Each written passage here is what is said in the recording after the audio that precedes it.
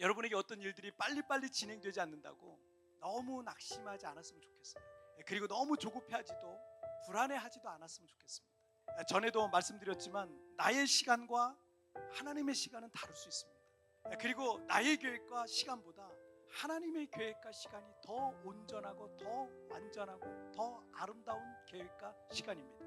모세가 바다를 향해 손을 내밀고 바다가 갈라지기를 기도했어요. 30분 기도했는데 바다가 안 갈라지는 것 같은 거예요. 1시간을 기도했는데도 꿈쩍도 안 하는 것 같아요. 2시간 기도했는데도 꿈쩍도 안 해요. 3시간, 어쩌면 5시간이 지났는데도 아직 큰 변화가 없을 수도 있습니다.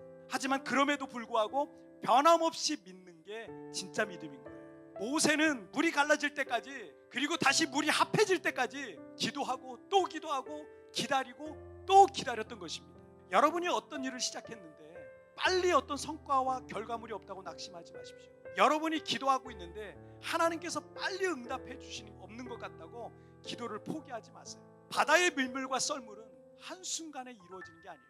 하지만 어느 순간 보면 물이 점점 차오르기도 하고요, 또 어느 순간 물이 저 멀리 빠져나가기도 하는 것이 썰물이고 밀물이에요. 세부에서 공부하거나 사업을 하거나 어떤 일을 하거나 어떤 꿈과 비전을 갖고 나가는데 여러분에게 시간이 필요할 수 있습니다. 어떤 인내의 시간이라는 것이 여러분에게 필요할 수 있습니다. 하지만 여러분이 일단 시작했다면 의심하지 마십시오. 여러분의 때가 올 겁니다. 최고의 삶이란 책에 보니까 어느 경영자의 사무실에 걸려있는 커다란 액자에 관한 내용이 나옵니다.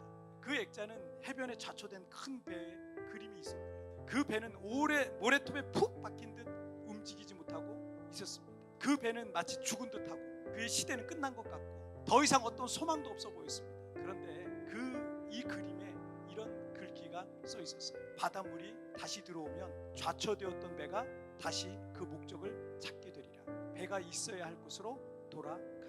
지금 여러분의 인생에 운이 없게도 썰물을 만나서 내 인생의 배가 해변 모래톱에 처박혀 있을 수도 있을 겁니다. 내 인생의 전성기는 끝난 것 같고 더 이상 나에게 소망이 없는 것 같아 보일 수도 있을 겁니다. 하지만 아직 여러분의 전성기는 오지 않았습니다. 다만 시간이 필요할 뿐입니다. 믿음의 인내가 필요할 뿐입니다. 이제 밀물이 다시 밀려 들어오면 내 인생의 배는 다시 떠오를 겁니다. 다시 나의 새로운 전성기가 시작될 겁니다. 썰물은 다시 밀물이 되어 돌아올 것입니다. 여러분에게 새로운 기회가 시작될 줄 믿습니다.